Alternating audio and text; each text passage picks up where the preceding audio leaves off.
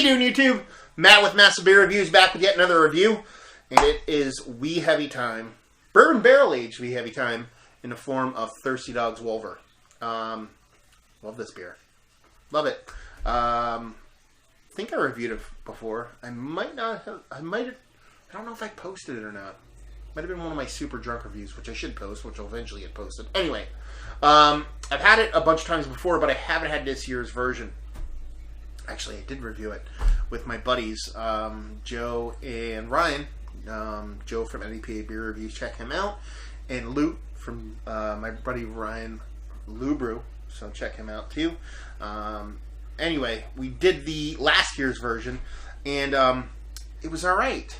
But it was also a little bit aged, and actually, I think it was 2 years old.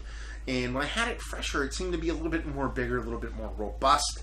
So I'm kind of curious as to where this one lands, because this, I assume, is this year's version. First things first, what's on the label? We'll get to my hesitation in a second. Thirsty Dog Brewing Company, Wulver, Wee Heavy aged in bourbon barrels. Wulver, Wee Heavy aged in bourbon barrels again. Make this beer specifically for bourbon barrels. The result is our most acclaimed bourbon barrel beer. Bourbon barrel aging and specialty malts will create flavors of vanilla, caramel that blend in perfect balance. So 22 IBU, 12% alcohol by volume, government warning stuff, and that's pretty much it. Label wise, first things first. Cool, awesome, dig it, love the label, everything about it, pretty badass, dig it. Worst thing about it, no dating whatsoever. I looked at this for about 5 minutes before I started recording this review, and I couldn't find a date anywhere. So if there's some kind of way to figure out dating on this, I do not know. I assume it's this year's version because my local place got it, but it's also missing a foil top. So poo-poo on you for Thirsty Dog for one, not dating your bottles, and two, for ditching the foil tops. I mean, we get that little bit of extra panache, but on top of that, it's more expensive. I mean, again, wholesale is wholesale, but I remember paying for the original 4-packs. I was getting them at a much cheaper price as when I got these, and I know the wholesale difference. So apparently they upped the price on it. I could be wrong. Again, this is me assuming. They say you assume ass out of you and me, but I think I'm right on that one. So there you go. Label's cool. Beer's typically cool, but no dating. More expensive. No foil top. Not a fan. Thirsty Dog. You need to take care of your boys here. Let's see what this sucker has to offer. Like I said, it was I had a few of these. Ever so slight as yeast cake in the bottom. I expected there to be a little bit in there. I had a few of these, about a finger full of head. Khaki colored. Really not all that creamy either. And not even lighter than khaki colored. But I had a few of these, and it seems like the older they got, it seems like they kind of, I don't know, lost some character. I mean, it's barrel-aged stuff, so barrel-aged stuff can go a little bit sideways with aging sometimes. But a year or two shouldn't affect that much. And last time I had it, it tasted less than what I had it last time. So we'll see what this year has to offer. I mean, it looks like a Wee Heavy. Wish it was a little bit darker. Wish it had a little bit of that, you know, I mean, I'm kind of like a broken record here, but I like my beers to have, well, the beers I like are dark beers. Malty beers typically have a nice cloudy haziness to them. Even non-dark beers like Velvet Triple, stuff like this, I want an unfiltered gravity to them. And this is quite clear. A little bit of carbonation, but that's about it. I mean, but it looks like a Wee Heavy. Let's see what she smells like. Ooh. There's definitely bourbon involved. Yeah. Huge bourbon. A nice rich caramel to it.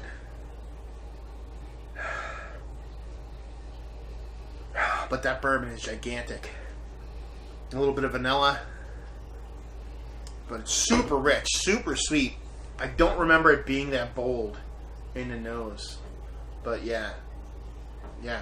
That smells like the good stuff. It looks nice. Smells even better. Let's see if it tastes even better than better. Cheers.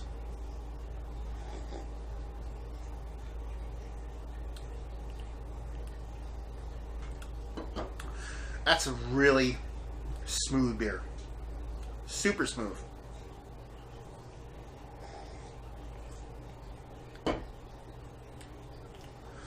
That barrel's there in spades.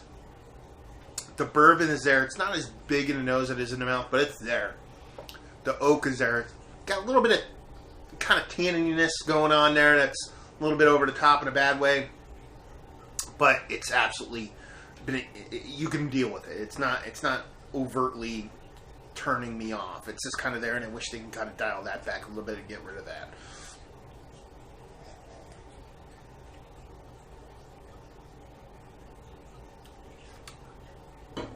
That caramel is there. Nice. The mouthfeel is actually fluffy with a nice slight syrupy density to it.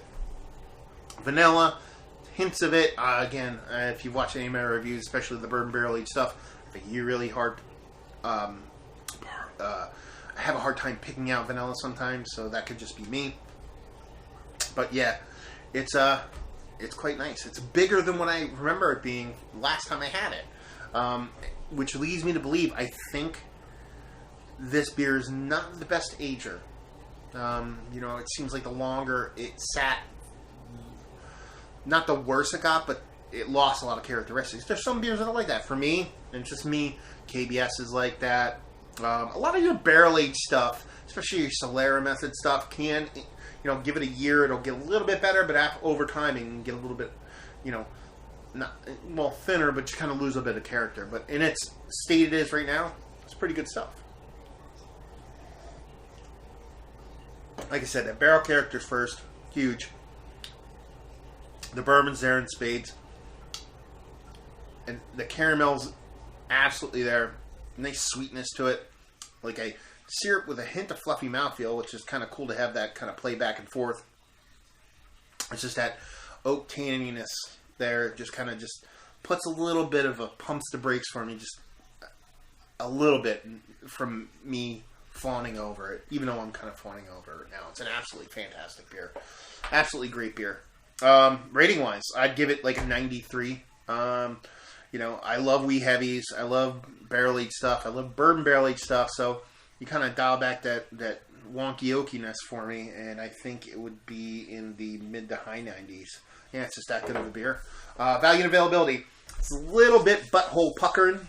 Price wise, I think I paid $7 for this bottle. Not the best price in the world, you know what I mean? Especially considering 2 years ago I was paying $4 a bottle. So you're, you know, almost 2/3 more expensive, but it's absolutely a great beer. So value-wise, I would give it a 7. I mean, I should probably rate it lower, but it's that good of a beer that you can't give it too bad of a score because this is that good. And availability, it's one of those beers that's not, I wouldn't say hard to find, but it's not readily available. So typically, like right now, I can go out and get some more if I wanted to, but it's only one place, and I'm sure if I kind of went out and about, I've seen it in a couple places, so I'll give it availability of a 4. It's not the hardest beer to find, but at the same time, you have to put some effort a lot of times to find it. But yeah, 93 overall. Value and availability, you know, not the worst, not the best, but kind of flirting a little bit above, a little bit below in the middle. And just a great beer. I mean, if you're into Wee Heavies, and you like barrel-aged beers, this is definitely a beer for you. And if you just want to try something that is just a bit different, I mean, I'm sure there's a ton of barrel-aged everything out there, but you don't see a ton of barrel-aged, bourbon barrel-aged Wee Heavy. So it's a nice little, you know, departure from the norm. And like I said, I'm sure a bunch of people do it, but I haven't had a ton of them out of the thousands of beers I've had. So yeah, it's a nice little good little beer there. There you go. Kudos to you, Thirsty Dog, for making a good beer. Poo-poo on you for what I assume is a price hike and no dating and ditching the foil tops because I like some pomp and circumstance. So there you go. Another review in the books. Hopefully you guys enjoyed the review. If you did or you didn't or somewhere in between, please leave a comment in the comment section below. And like and subscribe and all that fun stuff if you want to. If you like, check us out anywhere else on the internet. You can. Facebook, Twitter, Instagram, Untapped, Massive Beers in all 4 of those places. And yeah, another review down. So hopefully you guys enjoyed the review.